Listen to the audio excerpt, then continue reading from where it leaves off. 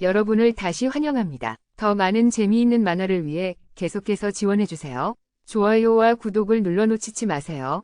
함께 새로운 이야기를 발견해보세요. 아직도 구르고 있는 것이 즉흥과 우기를 실은 존재들을 살피고 있었다.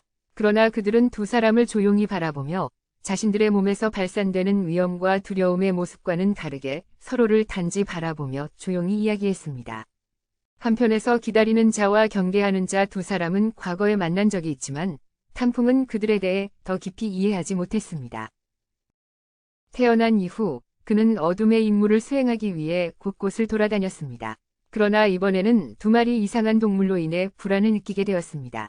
탕풍은 참지 않고 싸울 준비를 했지만 걔는 조용히 나와 도전적인 동작으로 그를 막았습니다.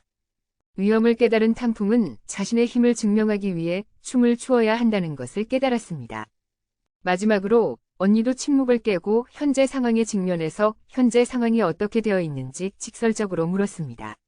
그리고 걔는 현재 상황이 매우 안 좋다고 솔직하게 대답했습니다. 인류 강자는 전혀 도움이 되지 않는다.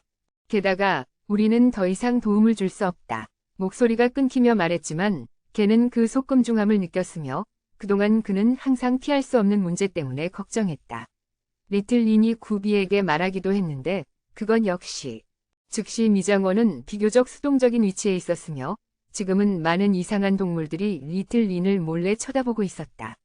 리틀 린은 이 마리 이상한 동물과 싸워야 했고 한 번에 버티고 있어야 했다.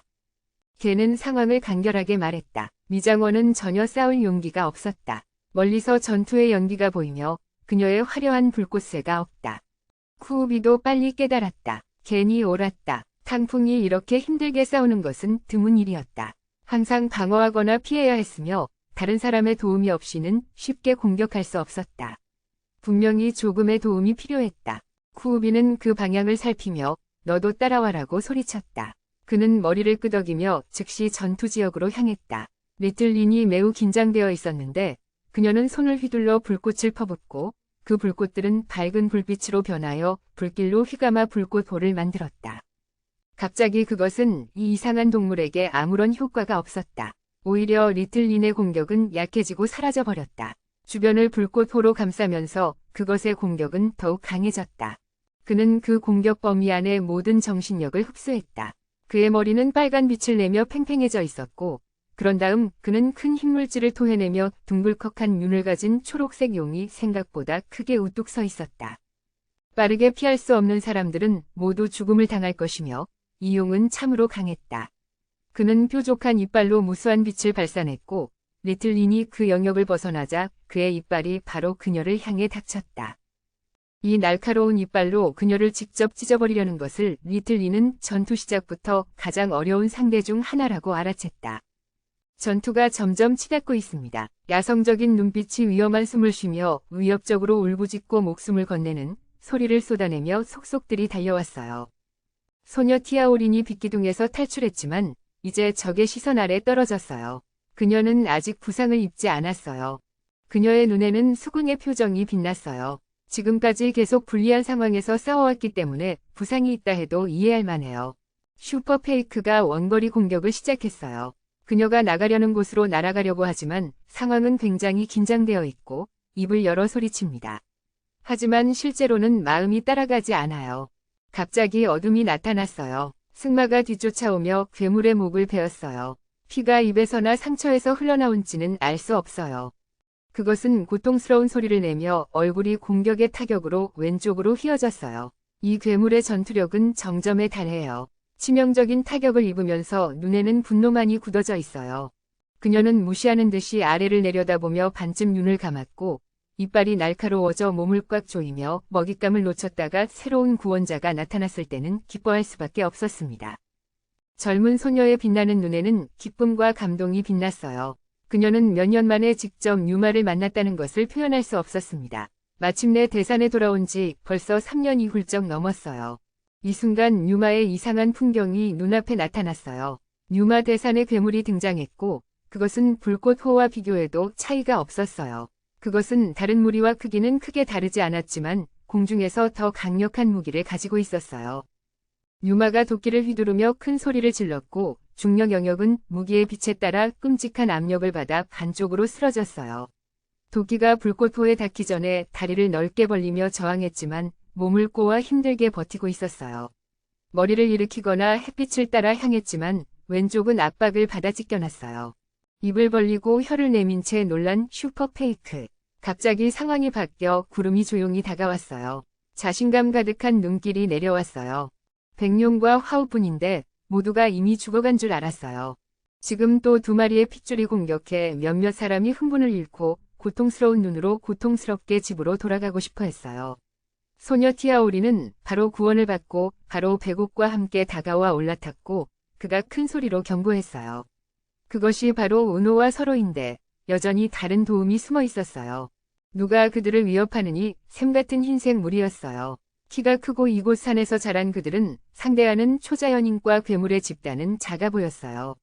자신들을 위협하는 지역 주민들에게 큰 윤을 보여주기 위해 그들을 큰 목소리로 괴롭히고 칼날이 날카로운 이빨로 먹잇감을 관통할 수 있을 정도로 강력했어요. 흰털 뭉치들은 이 산엽에서 바로 자랐고 그 크기는 상대적으로 훨씬 더 크다. 초월자와 이상한 동물 진영은 원주민들로부터 오는 위협 앞에 작아져서 입을 벌려 대형같이 크고 칼날 같은 이빨로 무기를 굽힐 수 있었다. 불꽃호도 그와 함께 옆을 따라 이동했으며 더는 분리되지 않았다. 이 전투에서 홀로 공격당하는 상황을 피하기 위해 그 소리는 전투의 호응처럼 들렸다. 크리스탈은 정면으로 다가가 자신의 지도자로부터 강력한 명령을 받았고 그는 역시 쿠우비와 약간의 충돌을 피할 수 없었다. 그는 크게 입을 벌리며 명령을 내렸다. 백옥, 리틀링과 함께 4명이 4명과 맞서 싸우기에는 초월자들은 참여할 수 없었습니다.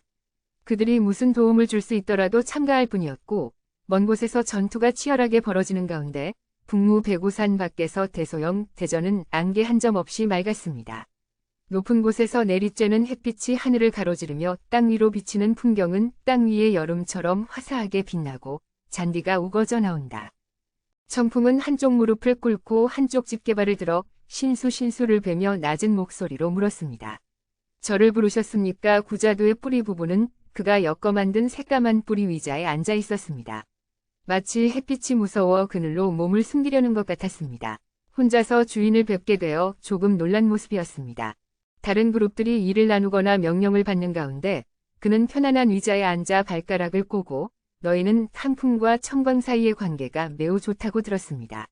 이것은 모두가 알고 있는 일이며 탕풍은 가벼운 마음으로 찬성하며 특별한 사람들 사이의 관계가 아닌 두 사람의 관계가 매우 깊다고 말했습니다. 탕풍은 그의 아내에게 헌신할 준비가 되어 있었지만 모든 남편들이 그렇게 할 준비가 되어 있는 것은 아니었습니다. 너희 둘은 서로 곁에 서로 싸우기로 하고 미래의 전투를 위한 준비를 하고 있었습니다. 당신은 말하면서 생명의 정수와 모든 고급 자원을 얻을 수 있는 미래 상황이 매끄럽게 전달되었습니다. 그가 누가 되기를 원하던지 세상에는 그가 3년간 2위에 머물렀다. 그의 비판은 과격하고 놀랍게도 그는 그것에 멈추었다. 주인의 눈에는 약간의 흥분이 더해져 있었고 탕풍은 즉시 대답하여 자신을 위해 신청했다. 탕풍은 신비한 존재가 발산하는 힘에 놀라서서 나무 앞에 서 있었는데 나무는 예상치 못하게 작아 보였고 땀이 머리 위로 쏟아지기 시작했습니다. 그냥 입을 굳게 다문 채로 어떻게 말해야 할지 모르겠었습니다.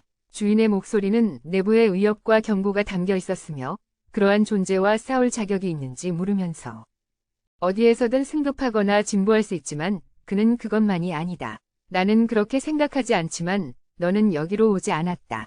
그는 이상한 것을 꺼내어 청광을 위해 그것을 먹어주었다.